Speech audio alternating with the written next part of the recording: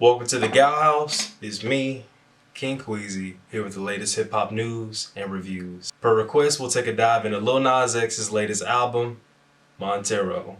Nas X is definitely a prominent pop artist. He's had the world hooked since his viral TikTok sensation, Old Town Road. And personally, I love his personality.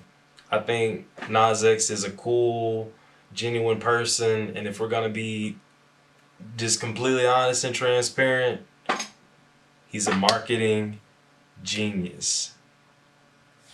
A marketing genius. Marinate on that.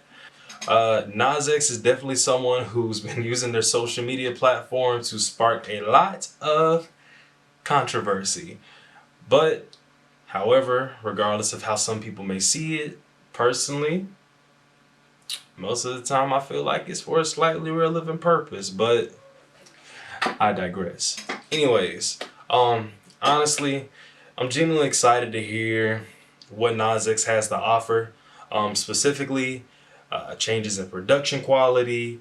I know over the last couple of years, just anytime we hear something new from Nas X, it's always showing growth. And what I really appreciate is an artist who likes to take their time to create quality work. So, Montero, if you're watching this, it's good. But anyways, let's dive into the review. Nas X starts off with the self-titled track, Montero. It's a very bright introduction. The tone of the guitars is something that really stood out for me. They had this nice punch when the chords were plucked. A nice punch when the chords were plucked. And Nas X definitely does a great job with showcasing his vocal range. And I don't know if it's just me, but there seemed to be some new instrumentals added in the album version versus the single release. I don't know if it's just me. Y'all let me know down in the comments what y'all think. Next track is Dead Right Now. Nas X is showing more of his lyrical side in this track, weighing in on topics, talking about his rocky relationship with his mother. Montero's cadence gave me some resemblance of another Atlanta native, Young Thug. And just listening to this track, I really love the dark tonality of it all. The 808s on this record are just so dang low and crunchy. The overall build up with vocals from the choir, layering in the synths and other ambient noises, it just really gives this track a nice vibe. Overall, good track. After that is Industry Baby, one of his better known singles. In the context of the album, it was an okay transition from the first two songs. You can definitely tell that this is a song that's designed to have that big stadium feel. You know what I mean? I know this is one that's definitely gonna go crazy at live performances. As far as mixing goes, like the layering on Nas X's vocals was definitely the highlight for me. There was plenty of movement and just like little trinkets sprinkled across, and also Jack Harlow's feature should not go unnoticed. My boy Harlow, full of charisma, and just, you know, both of them bring their genuine, just exciting energy to the track, and I feel like they flow really well together. Overall, nice track. Followed by That's What I Want, a slower change of pace. Nas X talks about just wanting to be loved, man. Like, honestly, overall, good energy throughout the record. I can definitely see this being a great track to perform live. Other than that, nothing really stood out to me that much, but still, solid track. After That's What I Want, we get a nice small intermission in the Art of Realization, leading into Scoop! Scoop! Scoop! This is definitely one of my favorite tracks on the album. The chorus is absolutely infectious. The low end just slaps. And god dang, that Doja Cat verse, bruh. The whole song is just a vibe. Like, I dare you. I triple dog dare you to play this in a car on any road trip. 15 seconds in, everybody's head in the car is just...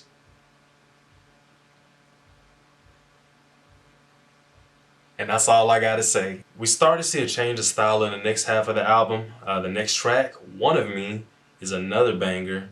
Nas X casually lays on conforming to industry standards and, truly believing in himself. It's fantastic chorus. Big credits to Nas X and Elton John for their collaboration. Like, phenomenal song and just fucking great energy, dude. Like, great energy. The production on this track is also awesome, and I really feel like it has great replayability. It's a vibe. I don't like that. Do this here, don't you do that. Say you wanted me, say you wanted me, yeah. Bye. Lost in the Citadel is next in the lineup. Change of direction, showcase some more versatility. I do like the approach to the more punk rock vibe of the track. I could definitely see someone like Willow being on this type of production. Overall, decent track. It's alright. After that is $sign Slime, starting off with this crazy, obnoxious horn section, followed by these hard-hitting, just fat, bubbly 808s. This track definitely gets me going every time. And then Meg Thee Stallion too. It's cold cuts, baby. It's cold cuts. But seriously, overall, $sign Slime, really good track. I really just love the production on this record. Meg Thee Stallion's verse, however, I feel like, maybe this is me as a Meg Thee Stallion fan, but I feel like she could have brought a little bit more to the track. Like, something like more volume on her ad-libs, a couple of stacks sprinkled around here and there, just to give a little bit more ear candy to the track and like really bring out more of that Meg Thee Stallion persona. But overall, good track regardless. Next, Nas X weighs in on troubles with facing problems back home, and his next track tells of Demonica. Correct me if I pronounce that wrong. It's a nice slower change of pace accompanied by guitar. Nas X's vocals are the focal point in the track for me. There's overall great textures on his vocal chain. I really love the way the stacks and the harmonization sound. Like, those were just blowing me away. In all, good track. And another one that I can definitely see being performed live. Once again, Montero, if you're watching this, what's good?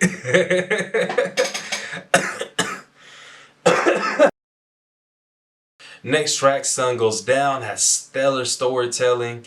Nas X weighs in on his insecurities, questioning his place and friend groups in the past, and so much more. I really found the vocal performance in this track to be really empowering. But not gonna lie, my first time seeing the music video, I teared up for a second. It's definitely a good track. I fucks with this one. Track 12, Void. Montero continues to showcase his vocal abilities. I really enjoyed hearing the upper register in his voice as well as his falsetto in the latter end of the record. Overall, good track for sure. Bringing the tempo up, Don't Want It was a really good transition towards the later end of the album. On this one, Nas X touches on not letting evils get to him because at the end of the day, he knows everything's gonna be alright.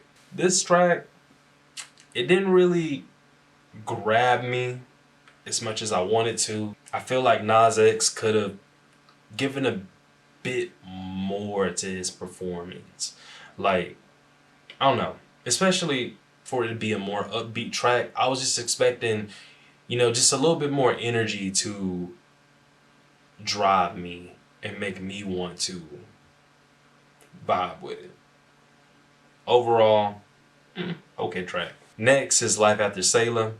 Montero delivers another okay performance. There were a couple of highlights during the chorus, but nothing that really blew me away. Personally, I would have really liked the brightness of the guitars to come down more and to add more emphasis on the mud from the cello or bass.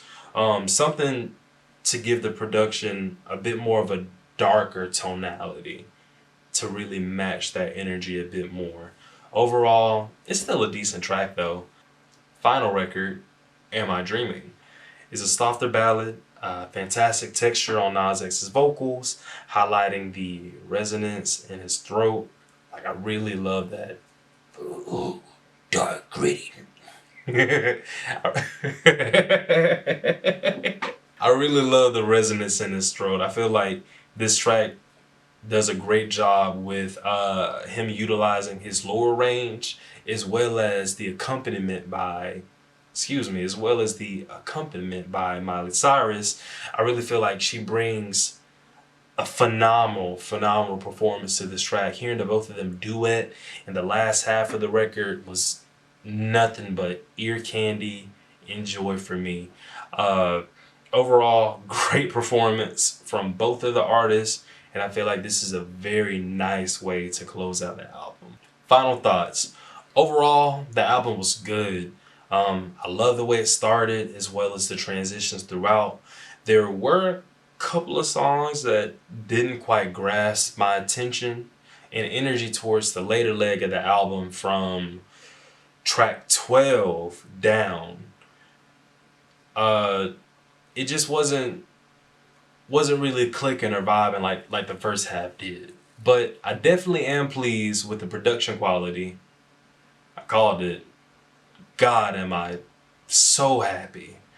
In tracks like Dead Right Now, Scoop, Wanted Me, and a lot of others have great replayability. Overall, I'll give Montero a high 8. Great work, Lil Nas X. Until the next time, see you guys later.